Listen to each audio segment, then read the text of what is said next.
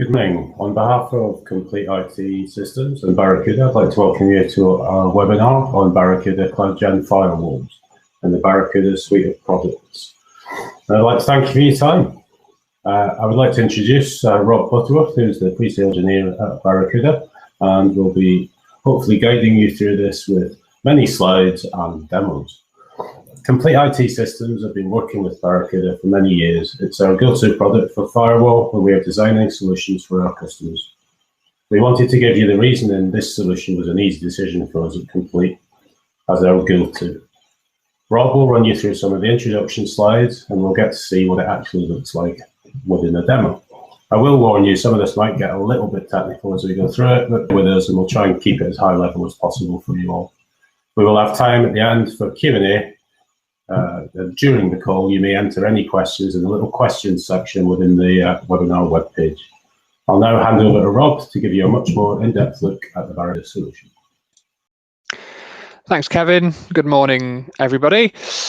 Right, well, let's get into it then. So just we're here obviously to talk about firewalls today, and just before we kind of jump into that, just to give you a little bit of an idea about who we are, I thought I'd just kind of show you very briefly this slide to show you our kind of portfolio. Now, this will become kind of more clear in a little later when we go through some of the features within the firewall. Why having having this quite broad but focused portfolio is important to how we can protect people. So, depending on who you are, you may not know who Barracuda are, or you may know us for one of these other areas. You might not know us for firewalls. You might say, oh, are you the same Barracuda who do email protection? We absolutely are. So we are the same Barracuda that created the spam firewall in 2003. We have a vast suite of products that protect things like 365, etc. from an email point of view. We've got our application and cloud security stuff, so we do a lot of work in the cloud in AWS, but also have a strong partnership with Microsoft with things in the cloud as well. Data protection, and then network security, which we're here to talk about today with our CloudGen firewalls. So across these products, we're protecting different threat vectors, not just works, but we're obviously protecting emails and web filtering and things like that. So I thought I'd give you that brief introduction to start with, and those products I should mention are across, we have physical products, we have virtual products, we have software as a service solutions, and we have the public cloud as well. So let's talk about the firewalls now, straight into a really heavy slide, but don't worry, I'm not going to go through every single point on this slide. It's really just to show that what is the Barracuda CloudGen Firewall. Why is it called a CloudGen Firewall? And where does that fit in comparison to next-gen firewalls? Well, the truth is it is a next-generation firewall. CloudGen is just our branding. The fact is we are in a cloud era. A lot of use things like Office 365, so they need to be able to differentiate that traffic from normal web browsing. Or we have things in public cloud as well. So we have a lot of deep integrations on the firewall, plus the fact we can run the firewalls in public cloud as well, is why it is the cloud firewall. But essentially all the features and things, they are the sort of features you should expect to see really on a current next-gen firewall. So things like being aware of what users are using things, not just based on IP address, but who's the actual user? What AD group are they in? Are they allowed to access this resource? Being able to control that sort of thing, being able to see within traffic that is encrypted using SSL inspection, because at the end of the day, 90% of the things that we access these days are encrypted. And we're seeing attacks from people, where they put a link in an email, you click on that link, those links are encrypted now because people can get free certificates with the likes of Let's Encrypt. So we need to be able to see inside traffic if we want to find viruses and threats and things like that. Intrusion prevention system, so being able to detect, well, okay, I've opened up this port to allow you to access my service that I'm hosting on my server, but is the type of traffic coming in, does that look like legitimate traffic? Is it somebody trying to rapidly try password and things like that? So having an intrusion prevention system is key. That's really when things become, a firewall, a real firewall. Application control. I touched briefly on the fact that a lot of us have 365 and being able to differentiate that. We have over 2,000 different applications that we can differentiate on the firewall. So it all comes in over the web. So using traditional methods of seeing what port something's on, it's on SSL, it's SSL, it's port 443 or whatever. That's no good. Like everything we access is on that. Whether it's Salesforce, Office 365, YouTube, Facebook, Google, whatever, they're all on the same port. So being able to see inside that traffic and say, well, this traffic's Salesforce, this is Office 365, this is YouTube, this is Facebook, that allows you to create rules based on that traffic. Because they're not all equal. You don't want people being able to browse YouTube and that affects how quickly you can access things like SharePoint, for example. And then malware protection and antivirus as well, that can be done on the box. So what we're talking about here is as traffic's brought into the network, maybe somebody goes onto a web page, they click on a link, they download a file, we're able to, in that same transaction, figure out if that's a virus or not. This is just like a normal antivirus like you have on your PC, which will use signatures whether we know about something. Have we seen this before? Do we know if it's a virus or not? The way we take it to the next level and where this really fits into that kind of portfolio I was talking about is where our advanced threat protection. So the idea of advanced threat protection is if a file has got to the last stages, it's you've clicked on it, it's been through all the different layers of the firewall, it's been inspected with SSL, we've checked for IPS, checked for if there's any known viruses. Before we let that file actually get to the other side of the firewall and onto your PCs, we want to check, well, is it actually good or bad? We know it's not a known virus, but could it be an unknown virus? Could it be something, a 0-day that's been made literally today? Could it be ransomware designed to have a unique signature? All these sorts of advanced threats that are the real threats that we see now, they will evade antivirus. So that is the point of advanced threat protection. It's about essentially saying, well, have we seen it at other customers? So, let's just take a scenario. 10 minutes ago, somebody in a different country has had an email, and in that email was a file, and that file, there was no signatures for it, but it's been through advanced threat protection. We'd never seen it before. We actually run that in our cloud to figure out what happened after that file was opened. You now try and download the same file. We've already seen that 10 minutes ago with advanced threat protection. We've already made a signature for it. We're able to then block that file. If we haven't seen the file that you're downloading before, we're able to go through those stages, try and look at the code. If we can't figure out what's happening in the code, run it in our cloud, figure out what happens after, and then make a signature to say whether it's good or bad. And then somebody who might be using our emails, or maybe someone's using one of our web security gateway filters or something, they try and download that file in half an hour's time. Again, we've already got the signature for it. So it's basically it's using machine learning. It's using the advantage of the fact that we have the different security products available. We have got over 240,000 different deployments and endpoints because of all these different products and because of our customer base. So by doing this, we're able to get intelligence from networks on firewalls. We're able to get intelligence from emails, websites, mobile user browsing, and also applications as well, web applications and things. So this is what really does give you that extra layer of protection over a normal firewall, essentially. Another benefit of that, what we call our global threat intelligence kind of network, the fact that we've got that central pool of information, we know really where the bad actors are. So we know where the malware hosts are that are out there that are deciding when they're going to encrypt your PC after they've infected it, or when they're going to start their botnet attack on a bank or whatever, using maybe one of your PCs on your network might be one part of their botnet. We know about these hosts that are out there because we see, when we open these files and things, we see them talk out to somewhere on the internet. If we're seeing lots of places, lots of files that are doing bad things, trying to talk to these places, we can classify those as what we call a malware host. So the idea behind this level of protection, the botnet spyware protection, is, well, let's say there's already a PC on your network that's already infected. The file hasn't been downloaded through the firewall. Maybe it came through an email. Maybe it's come through on a USB stick or something like that. But the point is, a PC on your network, it's infected with some kind of advanced malware. yes, it didn't pass through the firewall, so Advanced Threat Protection couldn't block it, but we can see it trying to talk out to the malware host out on the internet. So what we can then do is we can block that traffic, and we can notify and say, hey, there's a PC on your network. It's this PC. It's tried to talk to our malware host. We've blocked it so it can't connect, which generally makes it's the kill switch. That stops it being able to cause issues on your PC and affect your files, but also it makes you aware, so you can go and clean that machine up essentially. So it's using that intelligence and adding an additional layer of protection to it. Now that's kind of the advanced stuff, but in terms of the more basic stuff that most people want to be able to do with their firewall is also be able to filter web traffic. So the sort of traffic that people can get to, etc. Now, this is pretty standard stuff for a firewall these days. But a point on this and why I wanted to raise it, I mentioned as well, yes, we've got the firewalls, we've also got dedicated web filters, and we've got dedicated cloud web filtering solutions.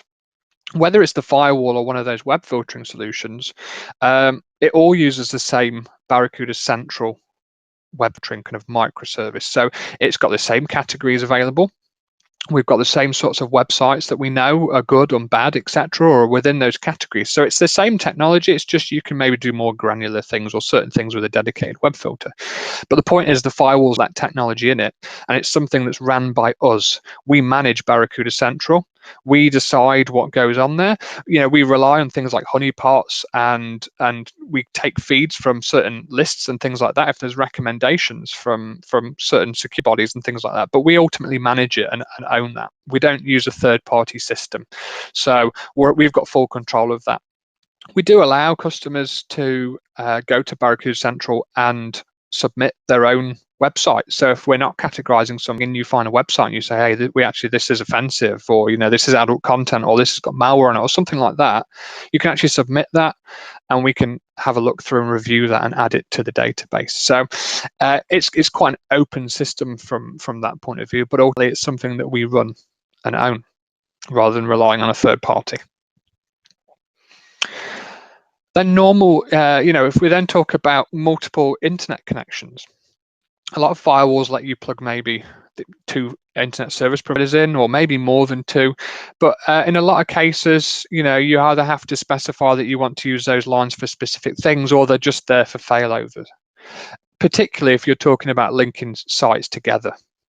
So if you've got multiple offices and you want them to talk to each other, and you might have either used an MPLS internet circuit, or you might try and use VPN, site-to-site VPNs to connect those together. But either way, you generally have one internet connection that's live, and then you're paying for a failover line that's just not doing anything unless you have a failure. With SD-WAN, or software-defined wide area network, it really is a VPN. At the end of the day, yes, it's a marketing buzz term, but it really is a VPN at the end of the day, but it's a clever VPN. It's the next generation. So we're able to aggregate multiple internet connections and say, well, surfing and email, that might go over my DSL, my cheaper connection, and I want my VoIP and business traffic, so things like 365, Salesforce, WhatsApp, whatever, I want them to go over my lease line in a normal situation. In a situation where one of my DSL connections fails, one of my lines fails, everything can keep on working on the remaining line, but we'll reprioritize traffic so that we don't just kill that line. And most importantly, so if we're suddenly bringing in surfing onto the same line as business traffic, make sure business has the priority over the surfing. So, Office 365 won't be slowed down by that YouTube or Facebook browsing.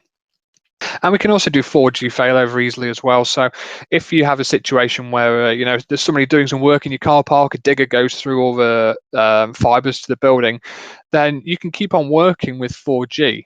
But in that situation, 4G, yes, it can be quite fast, but it doesn't handle tons and tons of connections. So you might not want people browsing the internet, going on YouTube videos and things when you are failed over. So again, the firewall, you have policies that defines what happens in these situations, and they're really easy to set up. You don't have to know loads of IP addresses and ports and things. You just choose, use these applications that you can see on the left-hand side, and say if it's an application used on the internet, we've classified it already. Now this is we call it SD-WAN, and I'm showing 2 sites here, but this technology works whether you're just browsing the internet, going over the internet somewhere, or even between 2 or more locations as well.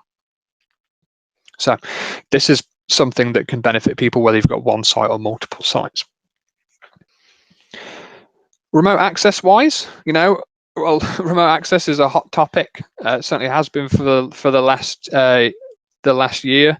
And although we have some specific remote access solutions outside of the firewalls have very rich VPN capability as well. There's a few different ways of doing it that fit different businesses. So, the first one is the traditional VPN, where you have the VPN software installed on your PC. You connect to that VPN and they're able to access things, as if you're in the office, essentially. You're able to access the network. Now, the logon for that can be integrated with your Active Directory, or if you have a third-party 2-factor solution like Duo or something like that, used for other things, then you can use that on your VPN as well. So you can secure that VPN. Who can log on to that? You have to have your username, password, and a code from your phone, for example. So that's one side. The other thing we have, which these other 2, browser-based SSL VPN and Cuda Launch, they kind of go hand in hand. The browser-based allows you to go to, give your users a web portal.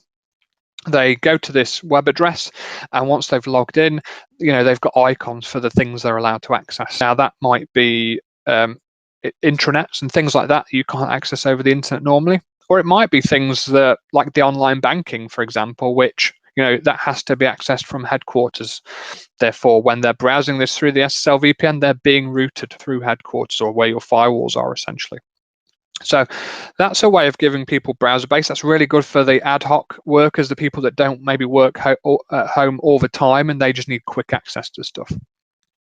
Then we've got the Cuda Launch App, which is essentially a front end for the SSL VPN that brings more functionality. So this is an app that users just get themselves from any app store, whether it's Windows, Mac, whether it's an Apple iPhone, iOS device, or whether it's Android. Basically, you get this app. It connects you to all of those icons from SSL VPN in the app, but it also lets you access things like remote desktop. So again, based on who you are, so you might be a certain person, you log on and you've got access, your icon is a remote desktop that takes you to a desktop in your office, for example. Or it might give you you might be in IT and you might get a list of remote desktops to certain servers and things like that. So all of this is customizable based on who you are, what group you're in, and things like that. Just a point again, unless it wasn't clear earlier, the firewalls we're talking about here, normally, yes, it's a piece of tin that you have on site. It's a physical firewall. But it's the same firewall if you have it virtual, and it's the same firewall if you have in the cloud in Azure, AWS, or Google. So if you've got workloads in those clouds, you want to protect them, and you want to be able to connect to those, the firewall it's exactly the same firewall to use. It's even the same firmware and things. So, some firewall vendors, they have a different they have a different version of their firewall in the cloud, or they've had to completely recreate it, and it looks the same, but it's completely different under the skin.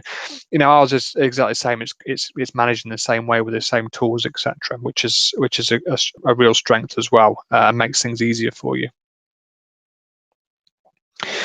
So if we move on from those features to, well, day-to-day, cool, we've got all this stuff, but what's it like to actually manage and use, and how does it help me?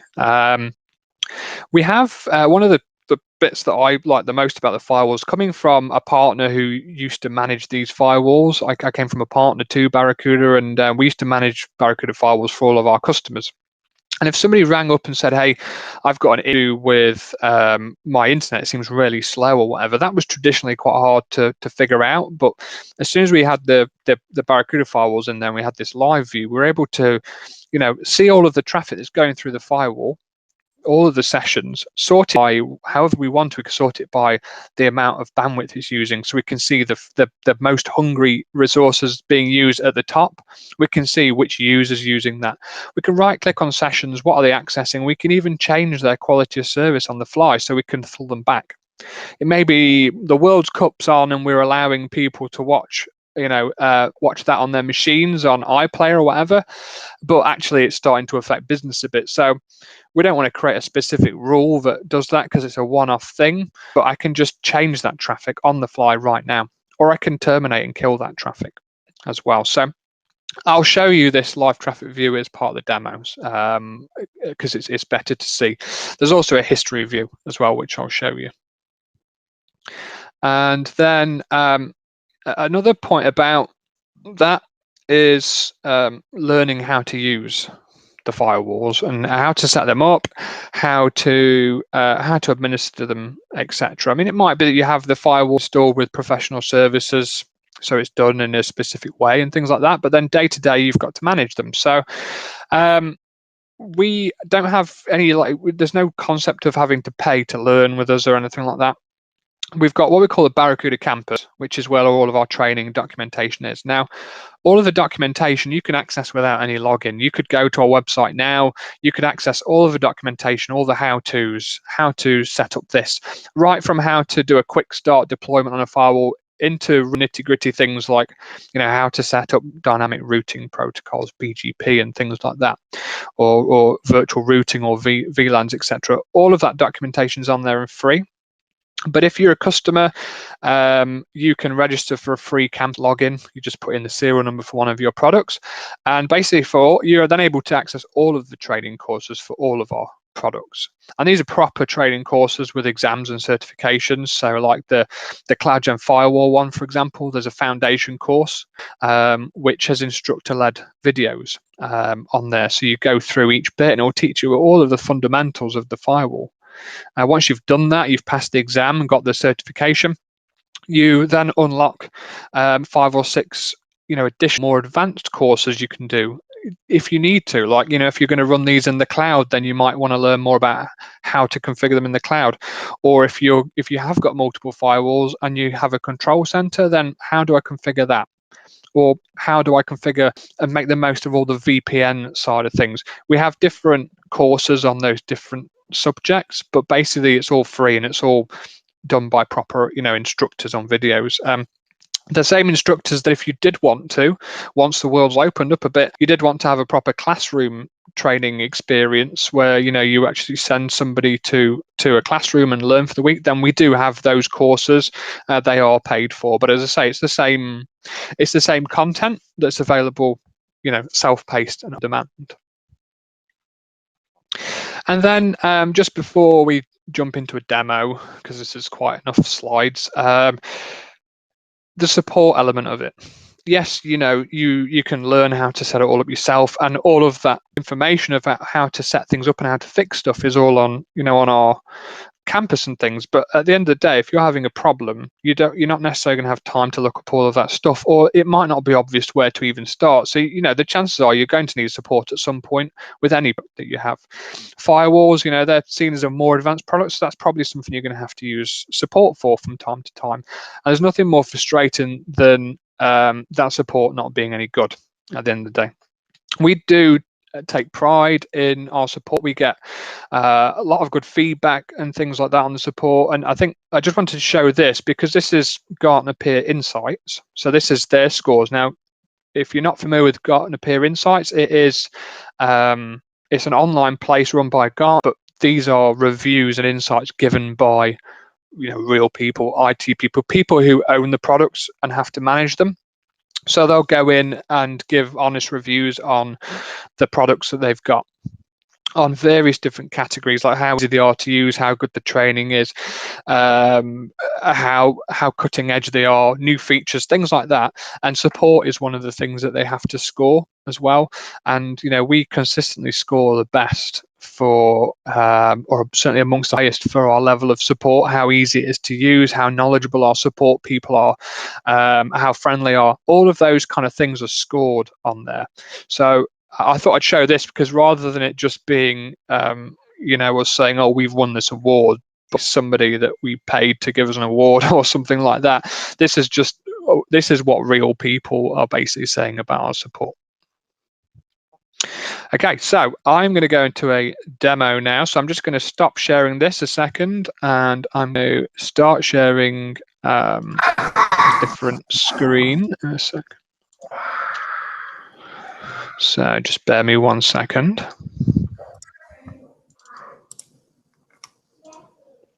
Okay, hopefully you can all see that now instead of instead of my slides and things like that.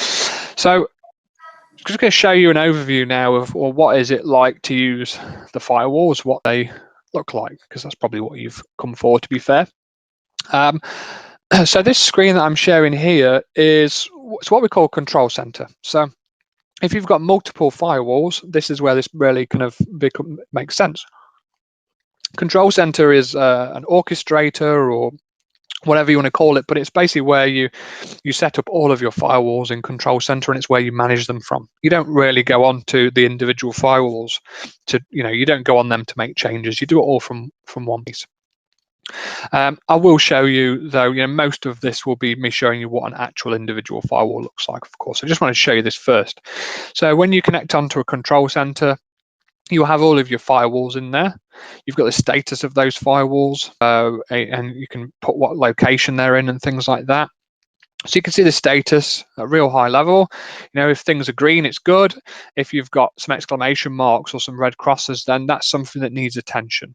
And we kind of show clearly, is there a network issue, is it licensing, or maybe there's an issue with the SD-WAN tunnels or something like that.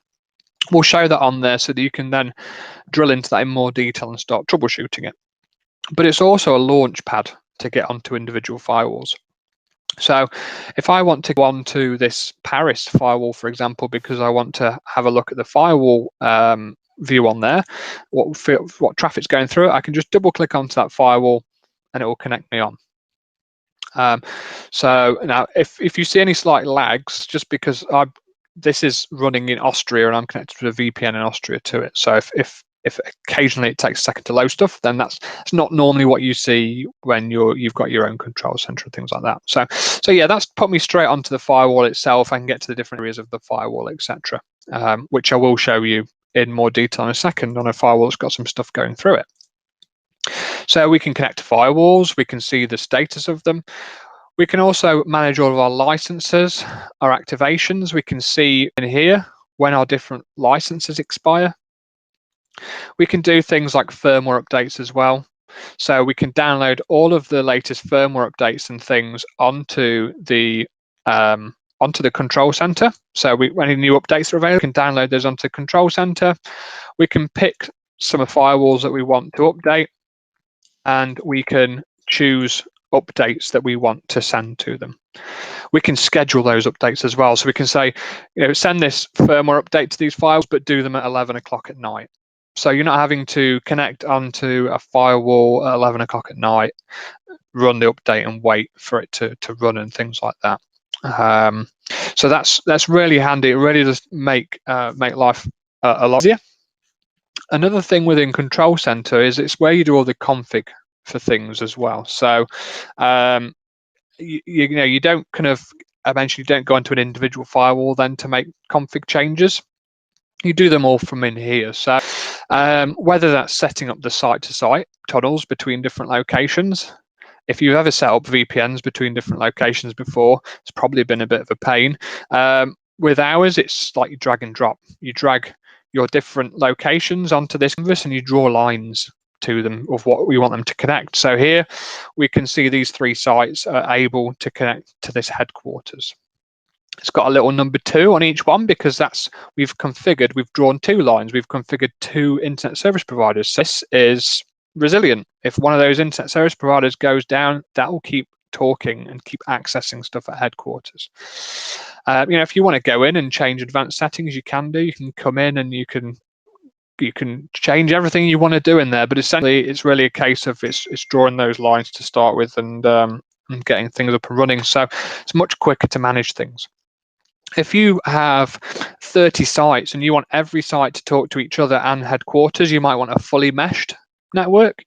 Then you can just literally create a fully meshed group and drag your firewalls into that, and they will automatically create links to every other firewall as well. So this greatly reduces the initial setup time to get your different sites up and running. Then configuring a firewall, you find your firewall in whatever location it is. So here we've got a group called branches, and in there we've got these different branches. So we've got the Paris one here, all the different config for that. If I want to change some network settings, etc., I can go network and I can do that, and I can come in here and change my various settings. Another great thing about Control Center is we have global objects. So things like if you want to create network objects, things like you can give names to things so that your firewall rules make sense. You're not just having to remember IP addresses and things like that. All of those objects that you can create them at what we call a global level, so they're then available to every single firewall. So just make those objects once. You only have to change those. If you need to make a change, you change it in one place. You don't connect to 30 different firewalls to change settings, essentially, and they're reflected in real time when you make those changes. Settings pages and things like your security policy, if you want to have things like antivirus enabled, IPS, etc., all of those things, they can be created as a template. Again, you create those settings once, you created a template, and you can link all of your firewalls to those templates as well. So, again, if you need to make a change to your security policy or something like that, you're just literally making it in one place, essentially. So it can really reduce the amount of time it takes you to do administrative tasks across firewalls. And we tend to recommend, Control Center is useful for anything over kind of 3 or more firewalls, really. But that's enough about Control Center, because many people just you have a single firewall or have firewalls at a head office. So I'm connected to some firewalls here, just to show you what it's like to kind of manage. Another thing I should mention, I guess, this is a Windows tool I'm using to manage the firewall. It's called Firewall Admin, and that's typically how you manage the firewall. It's the same tool whether you want to connect to Control Center or the firewall. It's portable. You don't install it anywhere. It could be on your OneDrive. It could be on a USB stick. It doesn't matter. It will use the dependencies within Windows essentially, but you can just open this and then you can use it to connect to your firewalls and Control Center and things. The same tool.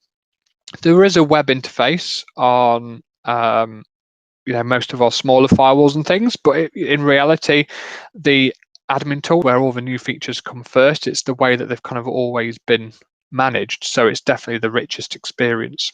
I'll show you why when we look at like the firewall live views and things like that. And again, I don't want to get real heavy into the nitty gritty, the different bits on that. If you're doing that on a firewall, that could take hours to show people every single feature and how they work. Just going to keep it a high level and just show you some of the areas that you might go to if you're day-to-day managing a firewall. So this front page, you've kind of got all the information you need to know at a high level, like how long it's been up, what the serial number is if you have to talk to support, what firmware version you're on, like is the time set correctly and things like that, which is important for logging. Then towards the right, you can see your the ports on the firewall.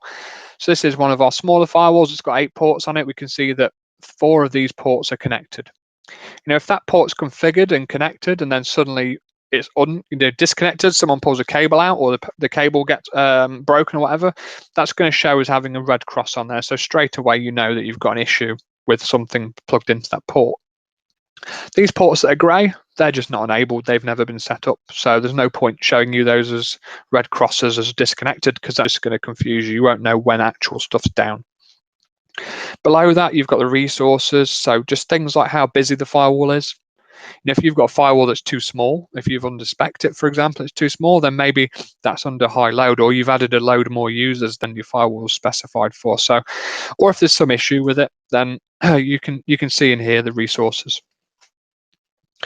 As we scroll down, looking back towards the left-hand side again, you've got the status of various things, like are there any network issues, licensing issues? Are there things in the event logs that you need to read? Certain events can be configured to make it so an administrator has to go and read that and acknowledge it before it will clear. So, there might be things waiting up here in the events log that you need to check out. Scrolling down, you can see the status of all your licensing, what features you've paid for as well. You know, around licensing with our firewalls, you get most of the stuff is just part of what we call Energize updates, which is the base kind of mandatory licensing you have. That gives you all of your support, your firmware updates, application updates, IPS updates, etc., etc. It gives you most of the features, including SD-WAN and basic client-to-site VPN. There are some additional licenses. For example, if you want the antivirus and you want that advanced threat protection, they're available as additional licenses. And also, we have what we call advanced remote access, which is for if you want to use the Cuda Launch or SSL VPN, essentially. But things like the web filtering, etc., that is part of the base licensing as well, so which keeps things simple.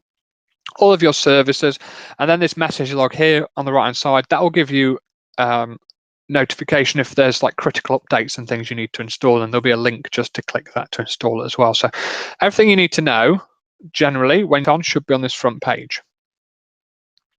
The other pages that we have are like the live view for the firewall, for example. So if we go to firewall, here we've got this monitor, which is, it's like a high level monitor, you know, without you looking at just a load of traffic on the screen that doesn't make sense unless you've got a specific issue you're looking for. You might just want to get a feel for what's been happening on your network. So here we can say, well, I want to see the top 10, top 25 in the last month, 7 days, 24 hours. You can see things like, well, what web browsers are people using the most? What sort of applications are people accessing? Within here, and we've got these risk factors. So what risk are those applications?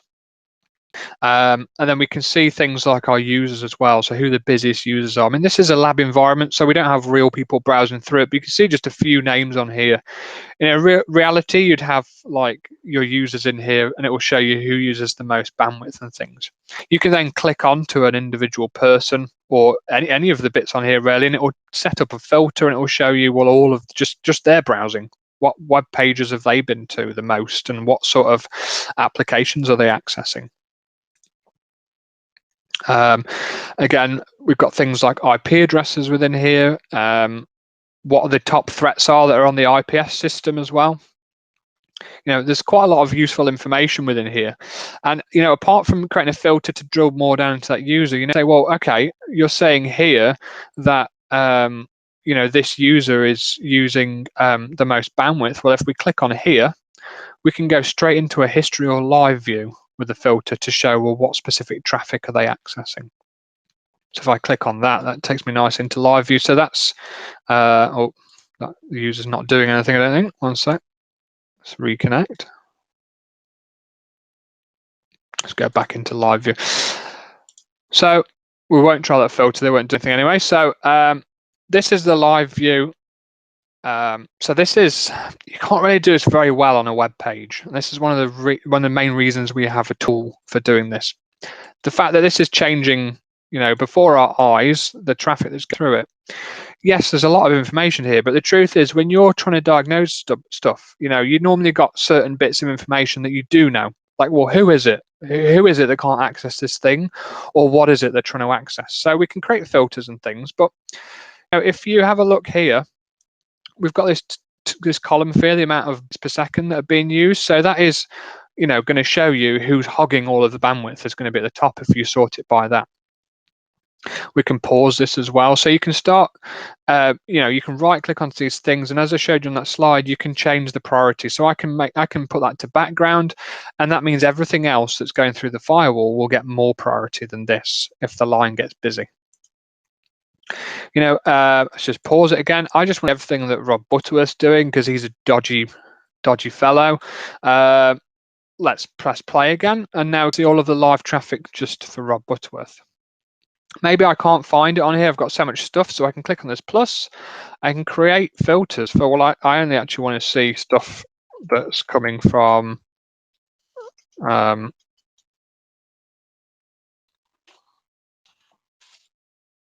I don't want to see stuff that's coming from that specific IP address.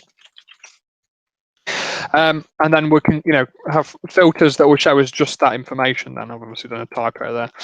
Demo gremlins. We can see just traffic for that specific person. We can see things like, well, what IP address did it go out or come from? What interface has it come in on?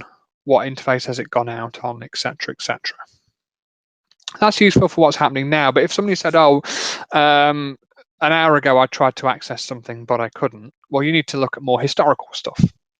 So you can go into tree, and that will show you all of the previous connections that have gone through the firewall. So we can scroll through here, and depending on how much traffic you've got, I mean, this is going back days and days and days. Realistically, you can probably go back usually about a week within this view just to see what's going on.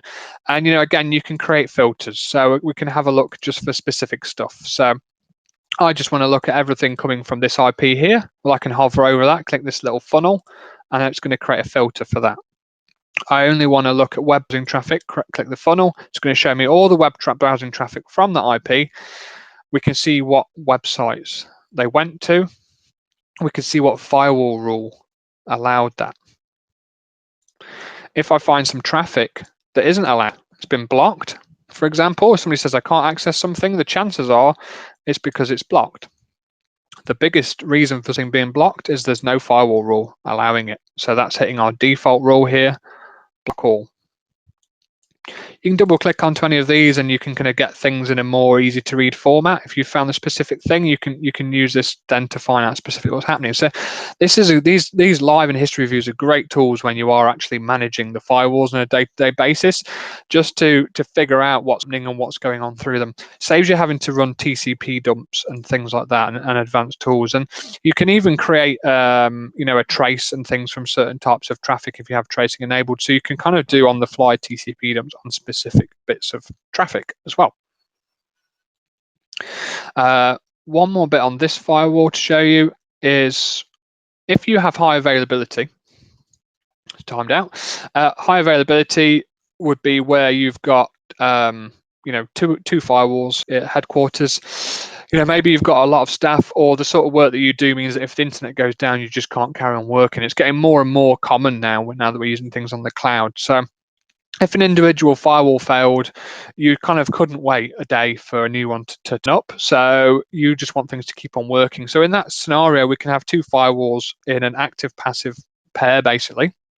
And this here shows us the status of that. We can see which firewall's active, which one's on standby. If I go and pull the plug on the primary one, the secondary firewall is going to stop seeing the primary firewall, and it's going to automatically bring up all of this stuff on it and carry on. If you're using a remote desktop session, for example, that won't drop and disconnect out. You might just see a freeze for a second or two while things figure out what's happening, etc. So it's almost seamless basically when that happens. So people just keep on working. If you want to do a manual failover because you want to do some work on the primary firewall, you can unplug some cables and things. You can just click the failover button and it will do a failover for you onto that secondary firewall. Or maybe you want to update the firmware on both firewalls. So you might update the standby one, failover to it, update the primary one. It means you can do maintenance, things like that, without actually affecting users. Lock failover, that will stop failovers from working. So if it's out of hours, maybe I've got a change window, I know I'm going to be rewiring, recabling stuff, or changing out a switch or something. I know that's going to cause a failover, but it doesn't matter because no one's in. If I don't want it to keep flopping between the two files, I can click lock failover and that will lock it where it is. So just things like that we've learned, because a lot of the engineers that work on these firewalls have managed firewalls in proper businesses before. They're not just focused on making a certain product, whatever. They actually know what kind of features people need and things. So you'll see that in most places around the firewall essentially.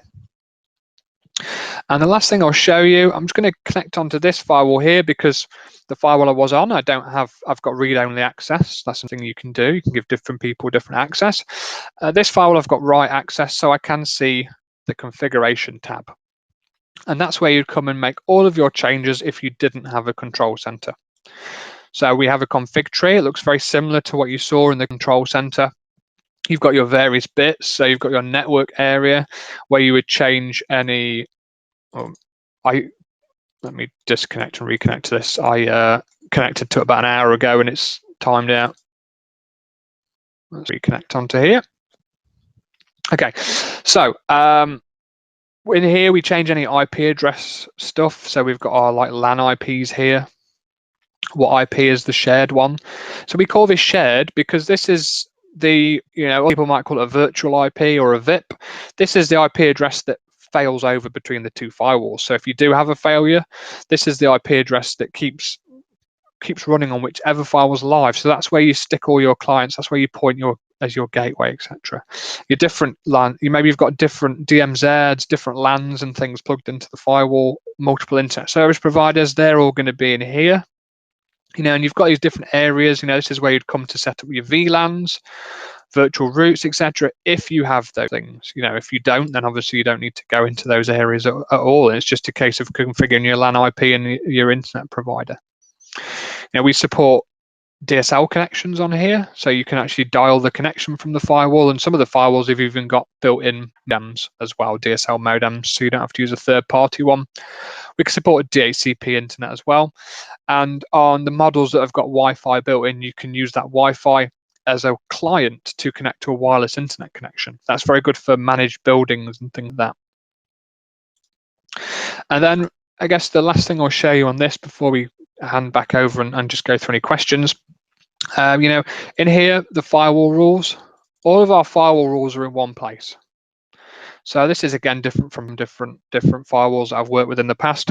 In some cases, there's been a rule set for access rules, a rule set for NAT rules. There's different places, and I have to remember that I have to go to that one, then that one, and that one. I have to create rules in each place.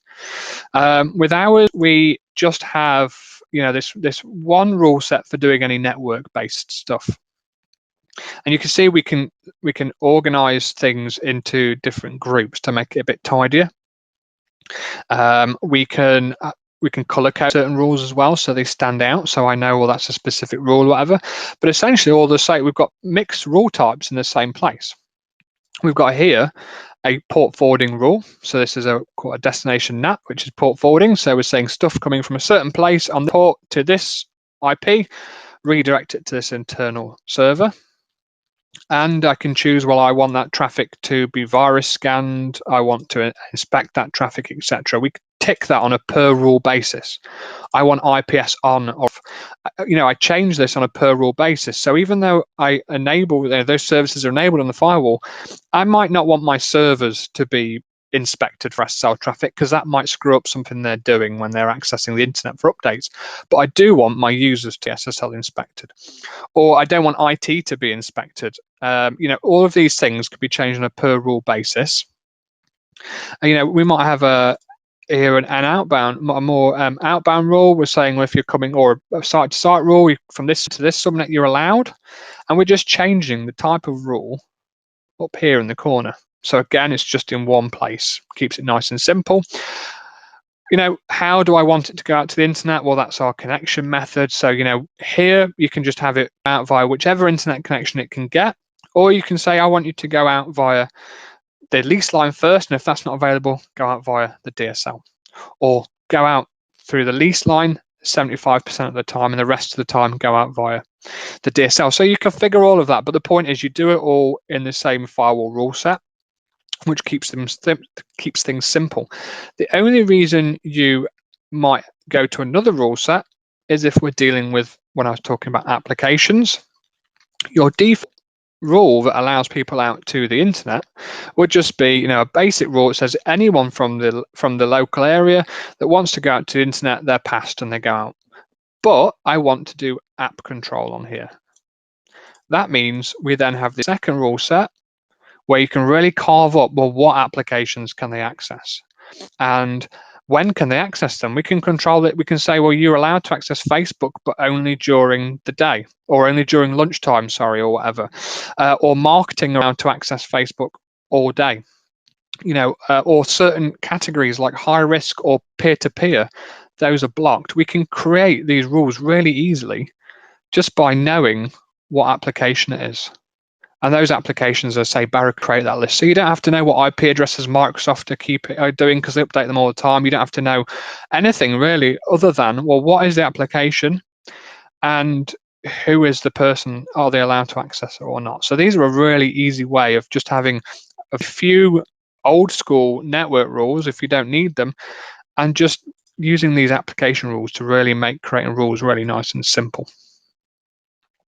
And on that is all I was planning to show you, really, because I say I don't want to go too heavy. I appreciate that some of that might have been a bit technical and things, but on that, I'll hand over back to Kevin, and then we can go through any questions that we've got as well. So thank you, everybody. Thank you for that, Rob. Thank you very much for your time. I'm having a look in the questions folder here, but I'm not actually seeing any within there. Does anyone have any questions off the back of this? If you don't, and you're more than welcome to speak to either your account manager or give us a call in at Complete IT, and we can hopefully handle those for you. I'd like to thank Rob from Barracuda and all those at Complete IT and Barracuda that enabled the webinar to take place, and a thank you to you all for attending. Time is precious at the minute, but you have made time to attend this webinar. If you would like to discuss anything you've seen today, give us a call on 01274 396 261 or email info@cit-sys.co.uk. Thanks, Kevin, and thanks everyone for attending and staying present. Thank you. I hope you have a good day. All right. Thanks, everyone.